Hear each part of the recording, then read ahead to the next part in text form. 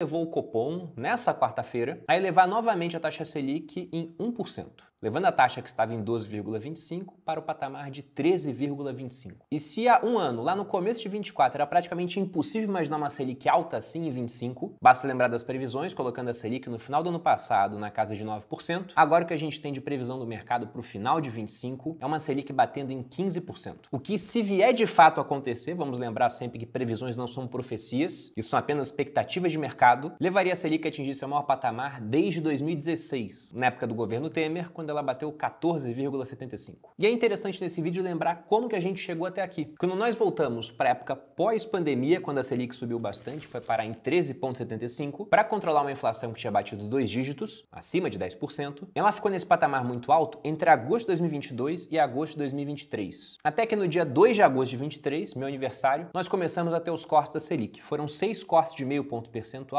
e um corte de 0,25 entre agosto de 23 e maio de 24. Nas duas reuniões seguintes, junho e julho de 24, o Copom manteve a Selic em 10,5 e começou a aumentar a Selic na reunião de setembro, quando subiu a taxa em 0,25. Aí em dezembro foi mais 1 ponto percentual de aumento. E aí que vem o ponto que deixou muito simples gravar esse vídeo aqui antes da reunião do Copom. Porque não pense que sai a reunião, vou correndo para gravar o vídeo. Eu gravo antes, porque o Banco Central ele preza, ou pelo menos deveria prezar, pela previsibilidade. Ele não pode surpreender os entes de mercado. Na publicação da ata do Copom, veja que eles colocam aqui: o comitê decidiu unanimemente, e vamos lembrar que o presidente atual do Banco Central, Galípolo, já fazia parte do comitê, pela elevação de 1 ponto percentual na taxa Selic e pela comunicação de que, em se confirmando o cenário esperado, antevê ajuste mesma magnitude nas próximas duas reuniões. Ou seja, 1 ponto percentual agora e mais 1 ponto percentual na próxima reunião, que vai acontecer em março, levando nossa Selic para o patamar de 14,25. Se a gente pega as projeções feitas pelo mercado, o que a gente espera nos próximos meses? Agora a gente teve 1 ponto percentual de aumento, 13,25. Como você pode ver na tela, tem mais 1 ponto percentual esperado para a próxima reunião. Afinal, o Galípolo já estava lá, assinou a ata. Quase todos os diretores que compõem agora o Copom a mesma coisa. E o cenário não está se mostrando diferente daquele que era projetado pelo Banco Central, com uma inflação mais resiliente. De modo que esse é o esperado. Aí depois, para maio, você já tem um pouco mais de especulação sobre o que vai acontecer. Mas a maioria dos entes de mercado coloca meio ponto percentual de aumento, levando a Selic até 14,75. E em junho, uma última alta de 0,25, levando a Selic a 15%. Contudo, a gente pode falar que esse aqui é o cenário no qual a maioria acredita, porque sempre teremos previsões dissidentes. A XP, por exemplo, projeta o pico da Selic em 15,5. E apesar disso aqui estar em destaque na matéria, o que mais chamou minha atenção é a previsão do dólar enquanto a Selic está em 15,5. Se coloca a moeda batendo 6,40 para o final de 26. Só que eu já acho também que é um horizonte muito longo, falamos basicamente de 2 anos, com uma eleição no meio do caminho. Então acho que aqui eles projetaram a reeleição do governo Lula. Se a gente olha, por exemplo, o Boletim Focus, eles já colocam a Selic em 26 em 12,5 e para 27 em 10,38. Então deveríamos ter um pico da Selic neste ano e depois o começo da queda da taxa, desde que a inflação seja controlada. E aí vale lembrar para que serve a taxa Selic como instrumento de política monetária na mão do Copom. Se você vai lá no site do Banco Central e busca pela missão da instituição, está lá, abre aspas, garantir a estabilidade do poder de compra da moeda,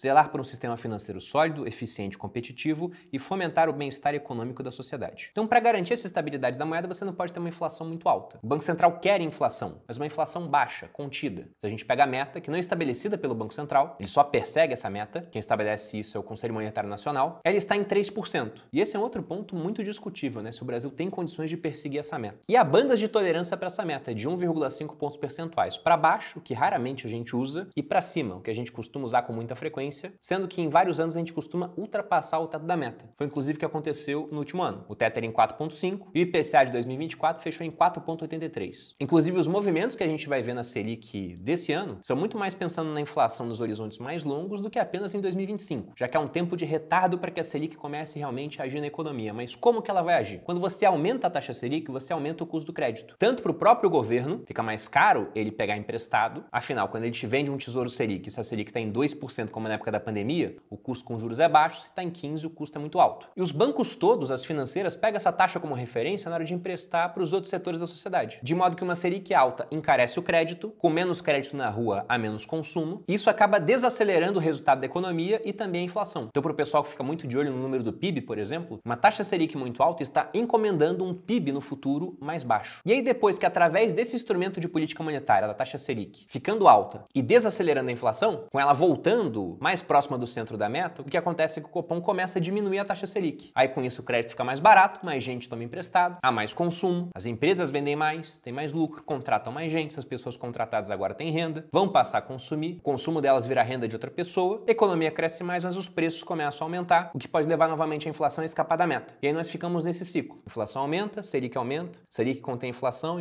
começa a diminuir, Selic diminui e assim vai. E aí, lembrando o que eu disse anteriormente, o pessoal do Copom fica de olho na inflação, mas a alteração da Selic vai impactar mais a inflação de 2026. Para 2025 já fica mais difícil ter esse impacto, por conta da demora do efeito do aumento da Selic na economia. Tanto que se você pega previsão de inflação para esse ano, e aqui eu estou colocando a previsão do Boletim Focus, aquele relatório que sai semanalmente, você pode consultar no Banco Central, colocando os principais indicadores da economia, né? O que eles esperam para inflação, câmbio, PIB, Selic. E se a gente coloca, por exemplo, a previsão de inflação, eles esperam que 2025 tenha uma inflação na casa de 5,5%. E o mais interessante, né? Porque esse valor, muito provavelmente não vai ser o valor que a gente vai ver no final do ano. O Boletim Focus vai sempre a cada semana reajustando expectativas. Pode manter expectativas também, mas o mais comum é o reajuste para cima ou para baixo. E se a gente pega o boletim da semana passada, ele estava em 5,08, ou seja, ele aumentou 0,42. E o mais interessante, foi a 15ª alta seguida no indicador da inflação. E isso está acontecendo principalmente por conta de preços de alimentos, que é algo que é muito sensível para a popularidade de um governante. Ainda mais de um governante que tem mais votos vindos da parcela mais pobre da população. Em 2024, por exemplo, o Brasil teve a 5ª maior inflação entre os países do G20. Ele ficou atrás de Argentina, que sofre com um problema de inflação muito grave, que dando a César o que é de César, né, está melhorando, mas ainda há um longo caminho pela frente, é difícil conter uma inflação depois que ela já ficou enraizada na sociedade. Também a Turquia, que sofre com um problema parecido, Rússia, que está em guerra, e depois teve a Índia. Em seguida está o Brasil. E aí, para você que tem uma renda mais alta, como é o meu caso, por exemplo, você mal nota a inflação de alimentos. Tem muitas pessoas, até o pessoal de renda mais alta, que nem fazem as compras. Simplesmente tem uma pessoa para fazer isso. E até porque esse consumo, comparado ao que tem de renda, principalmente de patrimônio, costuma ser um número muito baixo. Agora, para os mais pobres, isso pega bastante. Se você pega a composição do prato feito, por exemplo, você vê proteínas, como o caso do contrafilé, subindo 20%, o frango subindo 10%, o arroz subindo 8%. Agora, itens que caíram de preço. A cebola caiu 35%, o tomate 25%, a alface praticamente manteve o preço. E essa, inclusive, é a explicação do porquê o IPCA ele fica na casa de uns 5%, tranquilamente, enquanto alguns preços aumentam 20%, porque sempre há preços caindo na composição. A gente teve um exemplo muito claro disso durante a época da pandemia. Vários preços subindo muito, mas passagem aérea, que entra no cálculo do IPCA, estava caindo pra caramba, porque ninguém podia viajar. E aí no final, com um monte de coisa subindo estratosfericamente de preço, a inflação ficou em 10%.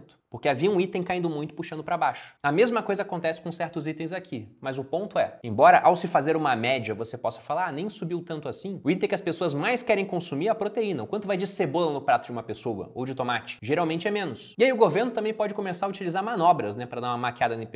Porque se a gente pega, por exemplo, o mesmo gráfico para café da manhã, observe que você tem preços se mantendo, leves quedas. Agora o que chama atenção é o preço do leite subindo 18%, do café subindo 39,6% e da laranja subindo 48,33%. E aí, como esse item está subindo muito, o que o governo pode fazer? O que está aparecendo aqui na matéria, né? Ele sugerir a retirada de um item do cálculo do IPCA, geralmente o item que subiu muito, e colocar um outro que está caindo de preço. Com certos itens é mais difícil, né? Como é que você vai tirar a carne do cálculo do IPCA? Falar, não, o brasileiro virou vegetariano. Não, aí fica muito na cara. Com itens menores, isso pode acontecer. O que sobe demais, as pessoas não conseguem comprar, o governo fala que mudou o perfil da cesta de consumo, tira aquele item e coloca outro. Entretanto, independentemente da mágica que o governo possa fazer ao realizar um, entre aspas, stock picking para escolher ali quais itens colocar na carteira do IPCA e quais tirar, o fato é que se um governante prometeu picanha e ela sobe muito de preço, isso vai pegar para a popularidade dele, até porque as pessoas tendem a lembrar mais desses preços que subiram do que aqueles que eventualmente se mantiveram ou até vieram a cair, como foi o caso da cebola. E aí o resultado já aparece em pesquisa. 65,7% acha que o preço de alimentos subiram durante o governo Lula. A desaprovação do governo já chega a 49%, superando a aprovação pela primeira vez. O Lula chegando a perder popularidade até entre os próprios eleitores, resultado tanto da questão do PIX quanto dessa parte dos alimentos. E aí o governo começa a se articular para tentar dar uma solução, mas se atrapalha na comunicação. O Rui Costa, por exemplo, falou sobre intervenção no preço dos alimentos. O que seria isso, né? O pessoal ficou com medo de que fosse um tabelamento de preços, por exemplo, ou algo que a Argentina já fez e deu tremendamente errado lá, que é a taxação de exportações. Você começar começar a taxar o que vai sair do Brasil, para que você tenha mais comida ficando internamente, assim o preço do alimento iria cair. Sim, no curto prazo isso iria acontecer. Agora, no longo prazo, você desestimula quem produz a fazer mais daquilo e também afeta o saldo da balança comercial brasileira. São menos dólares chegando aqui no Brasil, sendo que o preço do dólar já não está comportado em comparação ao real. Uma outra coisa que foi dita também, que gerou muita repercussão, foi a questão de mudar a data de validade dos alimentos, o que logo depois o governo já descartou por conta da enxurrada de críticas em rede social. E a gente tem que lembrar por que o preço dos alimentos está subindo. Porque, lógico, você tem fatores climáticos, tem a questão de oferta. Se algo acontece no Vietnã, que produz muito café, o preço do café vai subir, independentemente da economia do Brasil estar toda arrumada. Agora, o que não pode deixar de ser levado em consideração é a questão do dólar. Depois que ele aumentou contra o real 27% em 2024, ainda que haja uma queda agora no começo do ano, esse efeito do dólar vai impactar o preço dos alimentos. Porque tudo que é importado fica mais caro e o que pode ser exportado também fica, já que é um pagamento maior para mandar essas commodities para fora do que deixar aqui no mercado interno. E esse é um lembrete poderoso de que você pode viver em reais, mas você não está imune à alta do dólar. E se ele subiu 27% contra o real no ano passado, mas a sua renda, o fluxo de dinheiro que você ganha e o seu patrimônio não subiram os mesmos 27%, então você ficou mais pobre em termos internacionais. E colocando um último fator para ficar de olho também, que inclusive estava pior, mas essa breve queda do dólar que a gente teve no começo do ano deu uma melhorada para a situação do governo, temos que falar da questão dos combustíveis. Porque desde que a gente teve o fim daquela política de paridade de preços internacional, onde você tinha a Petrobras reajustando o preço de tempos em tempos por conta da alteração no mercado internacional, o que a gente viu aqui no Brasil foi um crescimento da defasagem entre o preço no mercado interno e no mercado externo. Lembrando que aqui no Brasil nós produzimos muito petróleo, mas não somos autossuficientes porque esse petróleo, parte dele que é produzido, a gente não consegue refinar aqui no país. Então a gente é obrigado a comprar combustíveis de fora. Quem faz isso é a Petrobras. E se você não reajusta preços, a empresa pode passar a ter prejuízo, o que não veio acontecer, mas lucros menores por conta da defasagem. E se a gente olha como está essa defasagem agora, tanto para gasolina quanto para diesel. Na gasolina, você pode olhar aqui que a média anual está na casa de menos 6,6%, com o preço no momento estando em menos 6%, então está bem próximo da média. Já no diesel, embora a média esteja em 7,3%, no momento a defasagem é de menos 14%. Ou seja, aqui a gente está vendendo combustível por um preço mais baixo comparado ao mercado internacional. A questão é que não dá para manter essa defasagem para sempre. Ou o preço lá fora cai, porque o petróleo vai estar caindo, ou porque o dólar vai estar caindo em relação ao real, ou aqui com o tempo o governo vai ter que liberar esse reajuste. E aí, ao liberar, como combustível é insumo para tudo que a gente faz e transporta aqui no país, outros itens da cesta que compõem o IPCA deverão subir mais, o que pressiona a nossa inflação e, por consequência, pressiona também o Banco Central através do Copom nas próximas reuniões que teremos ao longo de 2025. Pressionando fortemente também a figura do presidente do Banco Central, Gabriel Galípolo, que vamos lembrar que toda vez que tinha decisão do Banco Central, a Gleisi Hoffmann fazia um tweet questionando o Campos Neto, só que agora o indicado foi do governo Lula. Será que veremos tweets assim também? O que você acha? Deixa aqui nos comentários. Eu fico por aqui, esse era o recado do vídeo. Se você gostou, dê seu like, se inscreva aqui no Você Mais Rico. Um grande abraço e até a próxima.